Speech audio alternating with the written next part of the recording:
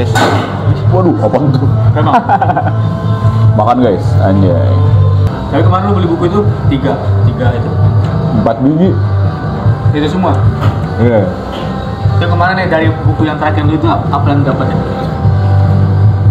Yang Esther Pandaingan yang itu tuh. Seks kita memang perlu dibantu. Anjay. Apa tuh? Sebulan apa? Intinya. Apa ya? Yang nulis cowok apa cewek? Cewek. Penulis cewek. Iya, feminis. Mungkin. Oke. Tapi kalau dari pemikiran sih Tapi kayaknya yang ya. kemarin bio dari perawakannya. Dari bionya ya, iya feminis sih. Dia pasti feminis sih dari ceritanya. Kebetulan dia awalnya tuh nulisnya di Kumparan Plus.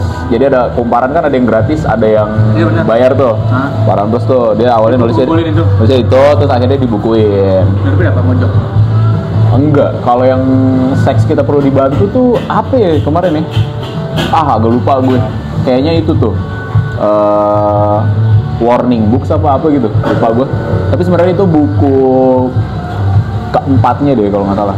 Tapi 3 buku sebelumnya tuh kalau nggak salah tuh temanya seks semua. Kayak semua gila seks, terus maaf orgasme bukan apa gitu, itu ada tuh kayak gitu gitu. Kalau yang kemarin tuh seks kita perlu dibantu. Tamarin. 2 hari bro. Itu kayak cerita novel apa gimana sih? Ya tadinya gue pikir tuh bakal agak filosofis terus.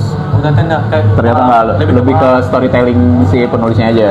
Tapi itu banyak insight menarik sih kayak gimana seks yang baik dan bijak kayak gitu segala macem lah. Tapi kalau secara inti ya itu sih lebih ke pengetahuan seks yang bagus gitu.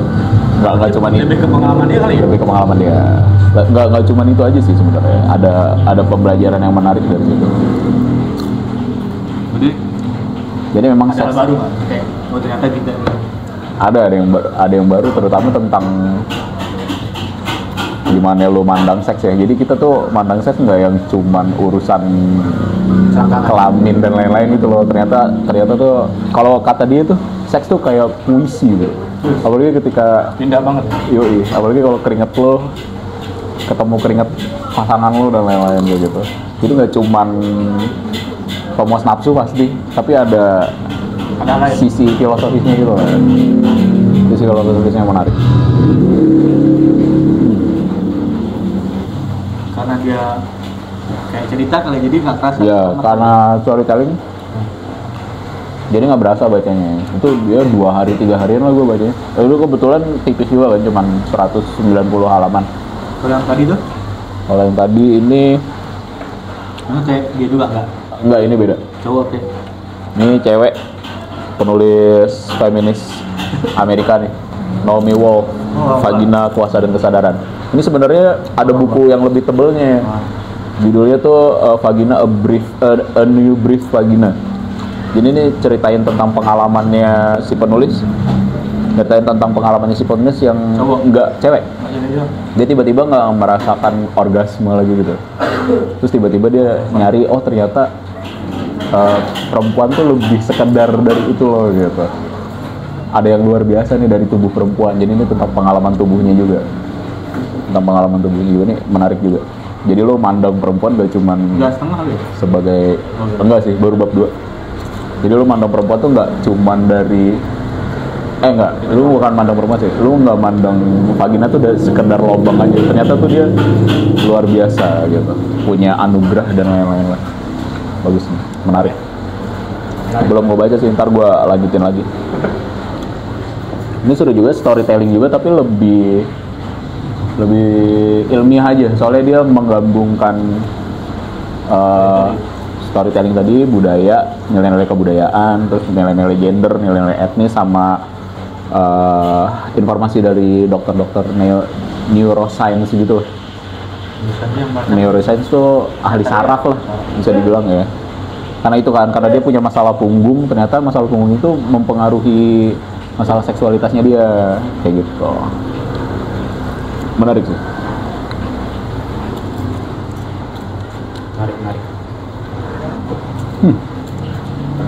Agak jorok temanya bulan-bulan ini, tapi nggak jorok sih. Biar kita makin bijak memandang hal-hal tabu. kadang cowok nyalahin perempuan gue kan kalau pelecehan kayak begini padahal kan seharusnya kan tolak ukur nafsu nggak ada kan. Betul. Misalnya pikiran cowok yang harus dititik ya kan emang ya namanya cewek ada inilah bener gitu. Itu bisa juga ya, semua balik lagi kayak budaya patriarki yang udah ini kali ya. Dan juga tuh kenapa salahin perempuan. Betul. Karena entah secara sengaja atau nggak sengaja, jadinya tuh perempuan tuh menampung beban moral gitu loh. Jadi kayak apa-apa perempuan ya harus selingkuh, pasti yang salah perempuan kan. Jadi tuh perempuan tuh kayak menanggung beban moral yang sangat berat gitu. Padahal ya nggak harusnya tuh nggak ada yang kayak gitu. Karena tuh ya kita sama lah. Tapi kalau tentang kesetaraan nih itu gimana? Bisa setara nggak sama cowok? Tentang kesetaraan. Bisa setara nggak? Muncul. Bisa aja. Tergantung kita ngeliatnya dari sudut pandang mana ya? Ya, cowok pribadi sih. Kalau lu gimana? Ya nama perempuan ya perempuan laki-laki. Dari nama ada beda, bentuk beda. Pasti ada berapa hal yang bisa samain, ada berapa hal yang berdua bisa samain ya kan.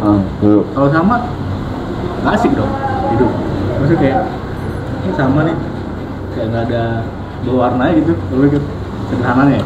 Menarik, betul. Setuju sih gue soal itu. Dan gue juga yang mungkin sebagai laki-laki yang membebaskan perempuan juga, tapi balik lagi ya laki-laki punya tugas untuk memprovide kebutuhan lo gitu. Tapi nggak masalah juga kalau misalnya nanti misalnya cewek lu lebih bagus karirnya dari lo atau apa kayak gitu, itu sebenarnya nggak masalah juga. Tapi kadang cowok insecure nggak sih? Nah itu balik lagi karena mungkin pemikiran patriarki kita ya, dan ego kita yang besar. Tapi sebenarnya kalau in case nih lu nemu cewek yang lebih keren dari lu jangan pakai mental bersaing lu. Tapi lu pakai mental kerja sama gitu. Mau gimana pun juga cewek pasti bakal menerima lu apa adanya sebenarnya. Kalau ceweknya punya pemikirannya sama kayak lo mungkin ya. Tapi kan ada juga yang mungkin yang udah high banget nih dan dia pengen dapetin yang sama lah. Jadi dia nggak pengen melihara laki-laki pundungan gitu kan. Karena kan cewek juga gitu kan. Dia kan udah merasa satu sosialnya, contoh misalnya dia seorang dokter gitu.